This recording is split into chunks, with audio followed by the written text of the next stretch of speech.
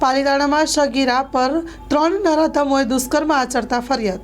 પ્રાપ્ત થતી વિગતો અનુસાર પાલીતાણા ખાતે રહેતી એક સગીરાને લાલચ આપી જયપાલ સિંધી નામનો યુવક તથા અન્ય 2 શખ્સો એકાદ માસ પહેલા બાઇક પર બેસાડી પાલીતાણાથી ભાવનગર રોડ પર આવેલ મેલડીમાના મંદિર નજીક ખુલ્લી જગ્યામાં લઈ જઈ સગીરાની મરજી વિરુદ્ધ નરાધમોએ વારાફરતી દુષ્કર્મ આચર્યું હતું।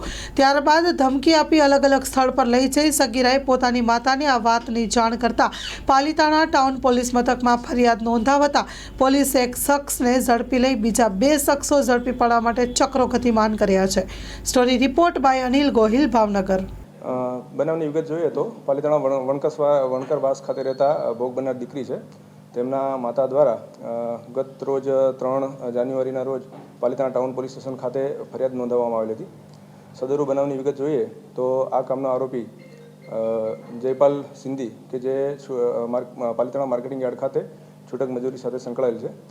તેમને અને ભોગ બનનાર દીકરીને છેલ્લા 4 કે 5 મહિનાથી ઓળખાણ હતી। અલગ અલગ જગ્યાએ લોકો મજૂરી કામ કરવા માટે જતા ત્યારે એમની ઓળખાણ થયેલી હતી।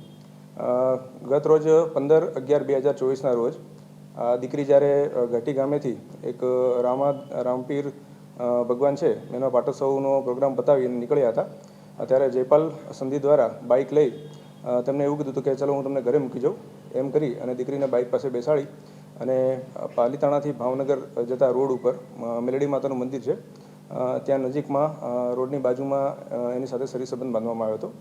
ત્યારબાદ 15/11/2024થી માંડી અને 28/12/2024 સુધી 3 થી 4 વખત અલગ અલગ જગ્યાએ દીકરી સાથે દુષ્કર્મ આચરવામાં આવેલું છે। આરોપીને હસ્તગત કરી લીધો છે અને એની અટક કરવાની પ્રક્રિયા છે હાલ ચાલુ છે। જયપાલ સંધી સાથે અત્યારે હાલની જે તપાસ છે એમાં અન્ય કોઈ પણ વ્યક્તિ કે ઈસમો છે મળી આવેલ નથી।